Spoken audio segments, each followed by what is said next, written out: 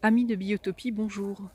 Aujourd'hui, je suis devant une plante, un fenouil, et le fenouil est en fleurs, donc il attire un grand nombre d'animaux pour être pollinisés, notamment des guêpes. Alors, il existe un très très grand nombre de guêpes. Vous savez qu'il en existe plus de 9000 sortes. Il existe plus de 9000 sortes de guêpes. Beaucoup vivent en société, construisent des nids et vivent en société, mais il en existe également qui sont des guêpes solitaires.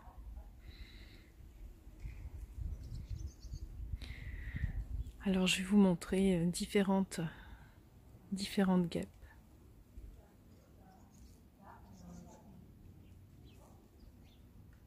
Je vous laisse observer les images. Là on voit la guêpe en train de se nettoyer les antennes.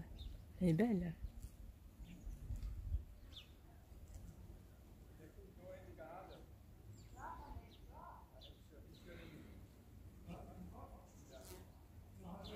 Alors, bien sûr, on va se dire, oh, les guêpes, c'est un animal nuisible, ça nous pique. Ben non, regardez, là, elles pollinisent aussi les fleurs.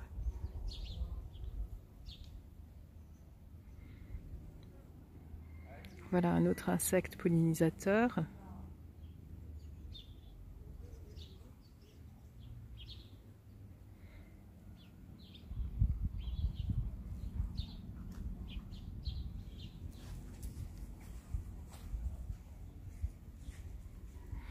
Alors c'est vraiment riche en biodiversité en fait. C'est pour ça que je vous montre cette pollinisation du fenouil.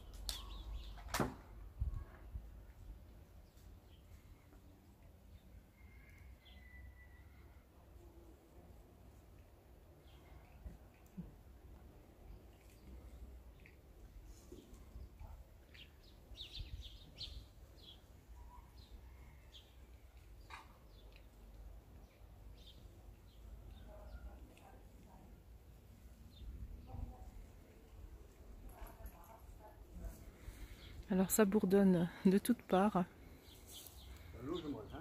Il y a même une punaise rouge qui se cache là dans les fleurs. Là on fera peut-être un jour un spécial punaise. C'est un animal assez étrange qui, j'en suis sûre, inspire les services militaires pour la construction de leurs avions ultra modernes.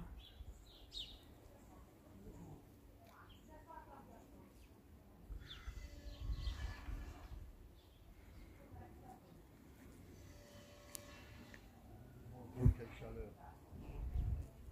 Il y a une horrible chaleur. Vous voyez cette guêpe du fond là? Eh bien, ça c'est une guêpe solitaire. Elle fait des petits nids comme ça dans les greniers. Et on dirait que c'est un nid de guêpe avorté. Mais en fait, elles vivent seules dans leur nid et ils pondent.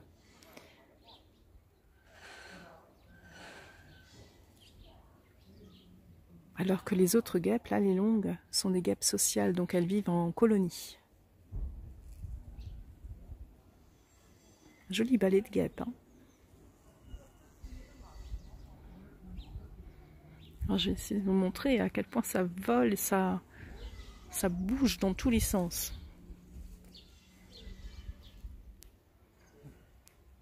En plus, le fenouil est vraiment une des plantes que j'adore. C'est vraiment une très très belle plante, je trouve, avec ses ombelles nombreuses et odorantes surtout.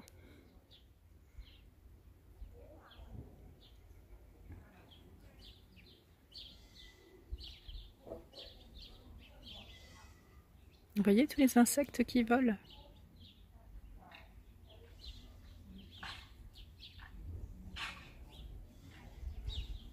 Alors je vais vous proposer, comme elles sont très photogéniques, peut-être un gros plan sur une guêpe pour finir. Voilà.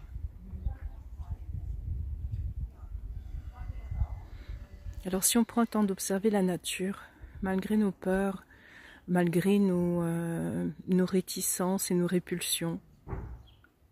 On peut voir des choses vraiment merveilleuses et fantastiques.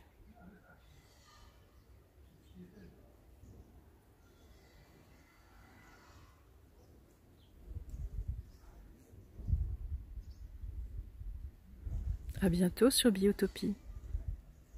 Ouvrez les yeux.